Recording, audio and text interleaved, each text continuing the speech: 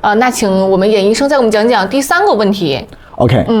我们看到必需的后位的缺失啊，比如说优质蛋白，还有那个非常好的动物脂肪的一个缺席。中医讲究的是五谷为养啊，五畜呢为宜，意思呢就是完全拒绝了肉类和高量的脂肪，身体就会缺乏生成气血的重要原料。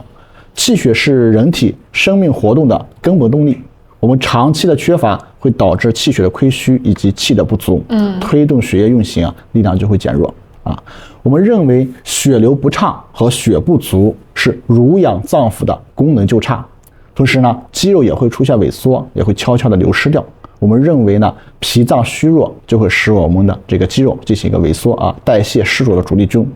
因此呢，肌肉少了，脾脏的功能就会更加的弱一些，形成一个负向的反馈啊。这台运行的机器效率就会低下，反而更容易滋生和堆积痰湿、淤血等等病理产物，形成一个虚胖或是干瘦但内带湿浊的体质。这又反过来让血脂血糖更加的难以清理。听医生这么一讲，真是恍然大悟啊！就原来呢，咱们很多的观众朋友们，就是可能坚持的，它是一种偏颇的自虐式的清淡，对吧？是的，非但呢没有给身体减负，反而呢让它更虚了、更堵了。那么严医生就是对于很多这个味觉退化或者这个一辈子习惯了重口味的中老年朋友，那假如说他们就会觉得说，我就是这样吃，我嘴里边没味儿，对，生活少了很大乐趣，咱们这个坚持咱们这个健康的饮食的感觉呢，它特别难。这种食物带来就是食之无味的这个感觉带来的不快乐，那在中医看来呢，会不会也是这个反映了成了新的一个病因呢？是的。就是这个问题呢，正好点到了中医的情志治病与脏腑相关的一个精髓啊，当然是会的。因为影响呢是又深又远。中医上讲，脾主思在志为思，而肝主疏泄，在志为怒。吃的不开心首先呢是伤到我们的脾胃脾胃呢是气血生化的源头，一旦源头不开心，化生的气血就不足不顺畅了。其次呢，情绪上的一个压抑、委屈，甚至是烦躁，会直接影响肝气的调达和舒畅。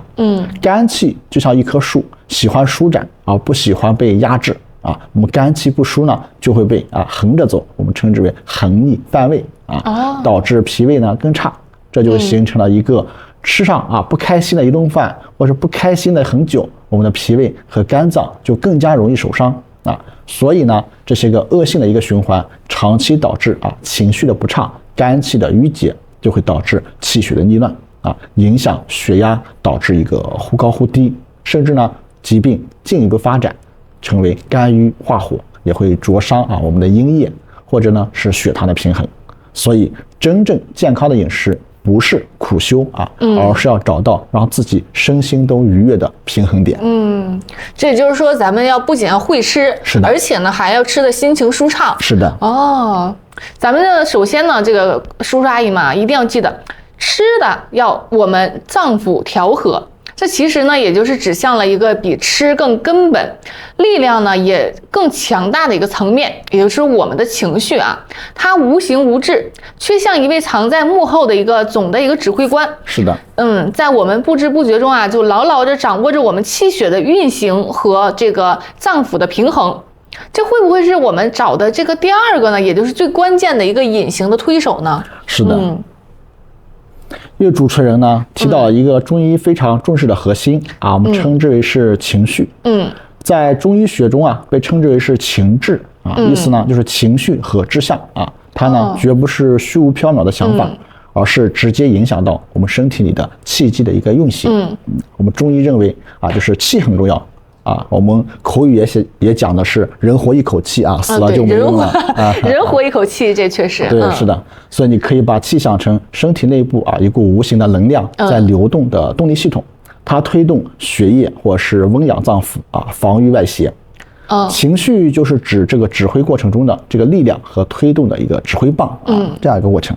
哦，那您能具体的说一说，就假如说，你看啊，我们这个中老年朋友经常生闷气啊，是的，或者是说这个长期焦虑的这个情绪，或者是说呢，咱们心里总惦记事儿的时候，哎，咱们这个身体内部的这个气，它是怎么乱套的呢？好的，主持人，我们看一下，就是我们借用一个中医学中啊最常用的一个比喻啊，我们身体呢就像一个小的一个国王啊，因为呢五脏六腑是里面的一个官员。各司其职，而肝脏呢，就是我们这个王国中的一个将军啊，主管我们的输泄以及军队的一个统领，负责让全身的一个气机啊通达、调畅啊，我们喜欢开朗啊或是舒畅的一个状态。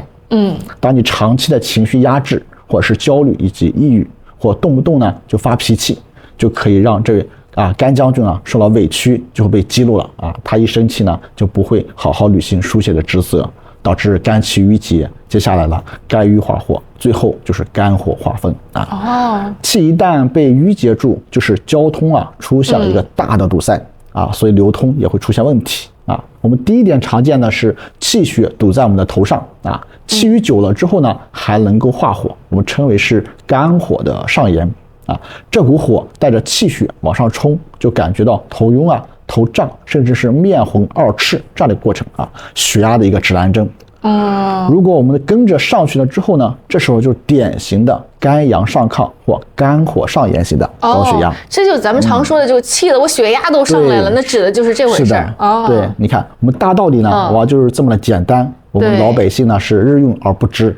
对。第二条呢，就是气血扰乱了我们的中焦肝气出现了横着走，我们称之为是肝气横逆犯胃可能会出现什么呕酸口苦等等，会导致脾胃的升降的失调，该上的不上该降的呢不降，导致一个出现了腹胀和暖气，以及呢消化的不良，脾胃运化不好，吃进去的营养呢就不能够很好的化为气血精微，反而成了我们的痰湿这样一个过程。你看堆在血液里就影响了我们的血糖和血脂第三条呢，就是我们的气血耗伤之后呢，我们的阴液也会跟随着一个耗伤我们称之为气血消耗阴液。长期的情绪焦虑思虑过度，还会暗耗我们身体的一个阴血，你可以理解为滋阴滋养宁静物质的一个基础。阴血不足导致一个不能很好的使肝阳得到一个抑制，会导致血压的一个飙升，甚至呢心烦失眠、口干等等阴虚火旺的表现。严医生讲的这个太形象了他就像我们身体里一位最重要的一个将军，闹了情绪，整个王国的这个秩序呢都乱了套。是的，在我们这个按时吃药想给血管减压给血液清污的这个同时呢，这位将军却在内部不断的制造紧张和混乱。对。